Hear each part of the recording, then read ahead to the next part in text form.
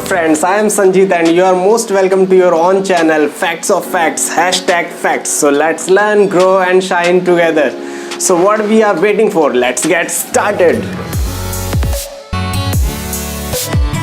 Friends, barcode को इसलिए invent किया गया था जिससे कि वो किसी भी टाइप के प्रोडक्ट, साइज, मैन्युफैक्चरर और कंट्री ऑफ ओरिजिन की डेटा को वो कंटेन कर सके। पर दोस्तों, क्या आप ये जानते हैं कि बारकोड स्कैनर व्हाइट स्ट्रिप को पढ़ता है या ब्लैक स्ट्रिप को? जी हाँ दोस्तों, आपको ऐसा लग सकता है कि जो बारकोड स्कैनर है वो बारकोड में मौजूद ब्लैक स्ट्रिप को पढ़ता है, मगर ऐसा बिल्कुल भी नहीं है। बारकोड स्कैनर जो है दोस्तों बारकोड में मौजूद व्हाइट स्ट्रिप को पढ़ता है। दोस्तों, बारकोड की मैकेनिज्म कुछ इस तरीके की होती है। जैसे ही हम किसी बारकोड को स्कैन करते हैं तो जो लाइट है वो ब्लैक स्ट्रिप द्वारा एब्जॉर्ब कर ली जाती है, और जबकि व्हाइट गैप होते हैं दोस्तों वो लाइट को रिफ्लेक्ट कर देती है और एक यूनिक तरीके की वोल्टेज की वेवफॉर्म इमिट करती है, और इसी तरीके से हम किसी भी इंफॉर्मेशन को डिकोड कर लेते हैं। ये तो आप जानते ही है दोस्तों कि पानी से बर्फ बनाने के लिए हमको पानी को 0 डिग्री सेल्सियस या उससे नीचे पानी को ठंडा करना पड़ता है। उसी के बाद जो आइस क्यूब है वो फॉर्म होते हैं, और आपने आइस क्यूब का यूज कभी ना कभी और किसी ना किसी फॉर्म में जरूर किया होगा। ये बात तो क्लियर है दोस्तों, जो आइस क्यूब बनाने के लिए हमको पानी को 0 डिग्री सेल्सियस तक ठंडा करना पड़ता है। पर क्या आपने ये कभी नोटिस किया है कि कुछ आइस क्यूब जो होते हैं दोस्तों वो व्हाइटिश क्लाउडी होते हैं, और कुछ आइस क्यूब होते हैं वो एकदम से ट्रांसपेरेंट यानी कि पारदर्शी होते हैं? तो आखिर ऐसा क्यों होता होगा? नॉर्मल वाटर में दोस्तों पानी के साथ साथ बहुत ही इसेंशियल मिनरल्स जैसे कि मैग्नीशियम, कैल्शियम, लाइम जैसे एलिमेंट्स मौजूद होते हैं जो कि हम अपने आंखों से नहीं देख पाते हैं। और जैसे ही इस पानी का यूज हम आइस क्यूब बनाने के लिए करते हैं तो ये आयंस जो है अपने आप में कॉन्ग्रेट हो जाते हैं यानी कि मिलने लगते हैं, और ऐसे ही ये जो आइस क्यूब फॉर्म होता है वो क्लाउडी व्हाइट का होता है। इसके अगेंस्ट दोस्तों, अगर हम आइस क्यूब बनाने के लिए डिस्टिल्ड वाटर या बॉइल्ड वाटर को यूज करते हैं जिसमें कि ये इसेंशियल मिनरल्स नहीं होते हैं, तो हमारा जो आइस क्यूब बनेगा वो एकदम ट्रांसपेरेंट बनेगा। सो फ्रेंड्स, यही रीजन है कि हमारे नॉर्मल या टैप के वाटर से जो आइस क्यूब बनता है वो क्लाउडी और व्हाइट बनता है, और जो हमारे बॉइल्ड वाटर से अगर हम उसी आइस क्यूब को बनाते हैं तो वो ट्रांसपेरेंट बनता है। अगर साइंस की ये छोटी सी जानकारी आपको अच्छी लगी है तो एक लाइक तो बनता ही है। दोस्तों, हमारे स्माइल को और भी खूबसूरत करने वाली होती है हमारे गालों पे पड़ने वाले डिंपल। जी हाँ दोस्तों, और ऐसा आपने बहुत सेलिब्रिटी के गालों पे पड़ते हुए देखा होगा। और दोस्तों, क्या आपने कभी ये सोचा है कि कुछ लोगों के गालों पे डिंपल तो पड़ते हैं और कुछ लोगों के गालों में ऐसा नहीं होता है? तो दोस्तों, हमारे मुस्कान में डिंपल पड़ने का या ना पड़ने का रीजन क्या होता है? दोस्तों, पहला रीजन तो ये कि डिंपल का पड़ना एक जेनेटिक डिफेक्ट माना जाता है, यानी कि एक आनुवांशिक गुण होता है और ये आपको इनहेरिटेंस में मिलता है। और या तो दोस्तों, डिंपल पड़ने का सेकेंड रीजन ये हो सकता है कि जो आपके गालों पे डाइगोमेटिकस नाम का जो मसल्स होता है उसकी इनकरेक्ट ग्रोथ होती है। तो दोस्तों, जैसे ही आप स्माइल करते हैं तो उस मसल्स के बीच में गैप बन जाता है और उसी को ही हम डिंपल के नाम से जानते हैं। सो वेल फ्रेंड्स, एक बात मैं आपको बता दूं कि डिंपल आने की कोई हेल्थ से रिलेटेड प्रॉब्लम नहीं होती है, और अगर आपको भी डिंपल आता है तो ये फैक्ट जान लेने के बाद दोस्तों कॉमेंट सेक्शन में अपनी फीलिंग्स जरूर लिखें।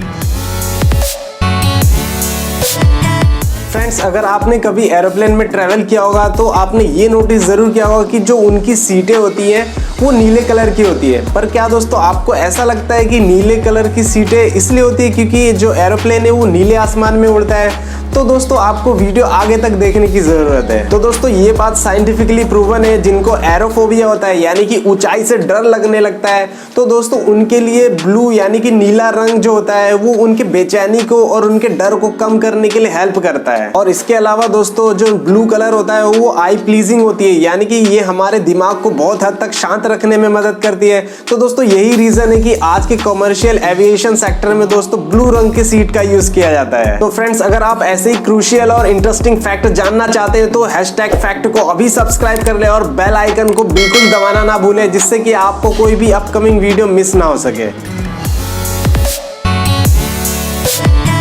फ्रेंड्स, वीमेन के प्रेगनेंसी टेस्ट के लिए आज बहुत सारे मेथड्स और टेस्ट अवेलेबल है, पर दोस्तों ऐसा नहीं है कि ये टेस्ट आज के दौर पे ही किया जाता है, बल्कि दोस्तों 3500 ईयर्स पहले हमारे एंशिएंट टाइम में से ही ये टेस्ट किया जाता था। बट दोस्तों जो तरीका था उनका कुछ अलग था। न्यू किंगडम एरा के पेपिरस यानी कि दोस्तों लिखित दस्तावेजों में इस बात का जिक्र है कि वीमेन अपने प्रेगनेंसी के लिए दोस्तों अनाज का सहारा लिया करती थी। प्रेगनेंसी टेस्ट के इस मेथड में दोस्तों महिलाएं गेहूं और जौ के अनाज पे यूरिनेट किया करती थी और कुछ दिन के अंदर अगर गेहूं या जौ में से कोई एक सीड ग्रो करने लगता था दोस्तों तो महिला को प्रेग्नेंट समझा जाता था, और अगर इनमें से कोई भी बीज ग्रो नहीं करता था तो उनको प्रेग्नेंट नहीं समझा जाता था। दोस्तों चाहे भगानी हो नींद या भगानी हो लेजीनेस, ऑप्शन सिर्फ एक, वो है कॉफी।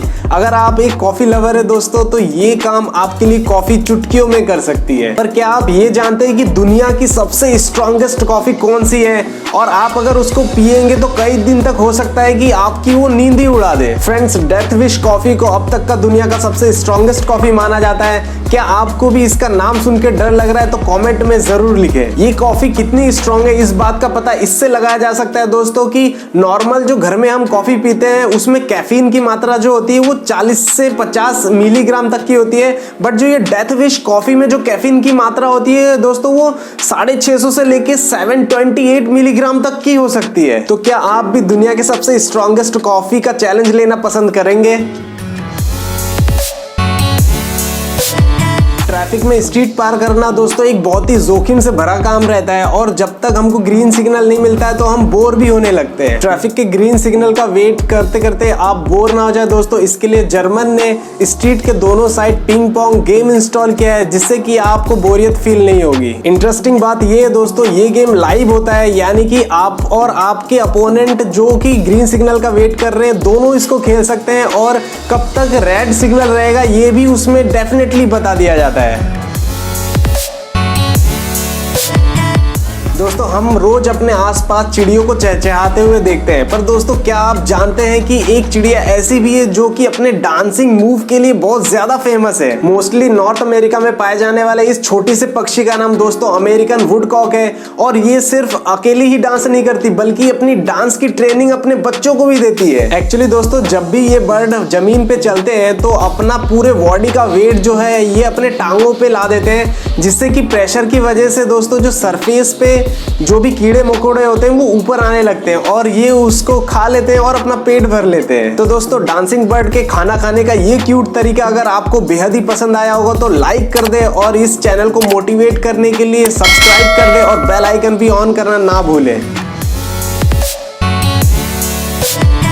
दोस्तों एंटरटेनमेंट या किसी भी नॉलेज या न्यूज़ को देखने के लिए हम टेलीविज़न को देखना पसंद करते हैं, पर दोस्तों क्या आप ये जानते हैं कि दुनिया में एक कंट्री ऐसी भी है जहां पे टेलीविज़न देखने के लिए आपके पास लाइसेंस होना बहुत ज़रूरी है। एग्जैक्टली दोस्तों, अगर आप यूनाइटेड किंगडम में रहते हैं और टीवी देखना चाहते हैं तो आपके पास लाइसेंस होना बहुत ज़रूरी है। आपको ब्रिटिश ब्रॉडकास्टिंग कॉरपोरेशन से दोस्तों सिर्फ टीवी के लिए लाइसेंस ही नहीं लेना पड़ेगा, बल्कि अगर आप कोई रेडियो पे प्रोग्राम सुनते हैं या कोई ऑनलाइन कंटेंट देखते हैं, भले ही वो आपके सेलफोन, टैब या लैपटॉप में क्यों ना हो, आपको लाइसेंस होना बहुत जरूरी है। गाइस, जब भी आप कोई इलेक्ट्रिकल अप्लायंसेस यूज करते हैं तो आपने नोटिस ये किया होगा कि जो 3 पिन प्लग होता है उसमें से एक पिन दोस्तों लंबी भी होती है और मोटी भी होती है। तो आखिर इसका रीजन क्या होता है? 3 पिन प्लग में जो पिन सबसे मोटी और लंबी होती है दोस्तों उसको अर्थ पिन कहते हैं, और इसके अलावा मेन पिन्स होती है हमारे पास जिसको कि एक को न्यूट्रल पिन कहते हैं और दूसरे को फेस पिन कहते हैं। अर्थ पिन को सबसे मोटा और लंबा इसलिए बनाया जाता है जिससे कि अगर अप्लायंसेस यूज करते वक्त किसी तरीके का करंट लीक होता है तो ये जो अर्थ पिन है दोस्तों सबसे पहले करंट को पृथ्वी पे डिस्चार्ज कर देता है और अप्लायंसेस पे 0 वोल्ट इंश्योर करता है। तो दोस्तों सबसे पहले रीजन की बात करते हैं कि आखिर जो अर्थ पिन होती है वो सबसे मोटी क्यों होती है। तो मोटे होने से दोस्तों उसका क्रॉस सेक्शनल एरिया ज्यादा होता है, तो इसके वजह से इलेक्ट्रिकल रेजिस्टेंस जो होता है दोस्तों वो सबसे कम हो जाता है। तो करंट की ये टेंडेंसी होती है कि जो करंट है वो सबसे लीस्ट यानी कि कम रेजिस्टेंस वाले पाथ को फॉलो करती है, और इस केस में अगर कोई करंट लीक होता है तो सबसे पहले जो करंट है वो हमारे अर्थ पिन को फॉलो करते हुए ग्राउंड में डिस्चार्ज हो जाएगी और हम सेफ रहेंगे। और अब बात करते हैं हमारे अर्थ पिन के सबसे लेंथ में ज्यादा होने के रीजन की। जैसे हम प्लग को सॉकेट से अटैच करते हैं दोस्तों, तो लेंथ में सबसे ज्यादा होने की वजह से ये सबसे पहले कांटेक्ट में आती है और हमारे उपकरण को सबसे पहले ही ग्राउंड में कर देती है और उसके बाद ही हमारी मेन सप्लाई चालू होती है। और सिमिलरली दोस्तों, जैसे ही हम प्लग को सॉकेट से डिटैच करते हैं तो सबसे पहले मेन सप्लाई तो बंद होने के बावजूद भी लेंथ में बड़ी होने की वजह से जो अर्थ पिन है वो सॉकेट के कांटेक्ट में रहती है और इसी तरीके से हमारा लास्ट तक जो है इलेक्ट्रिकल अप्लायंसेस जो यूज कर रहे हैं उसकी अर्थिंग होते रहती है। Hey guys, thanks for watching this video. Keep loving, keep supporting. I'll catch you next time. Till then, take care. Bye bye.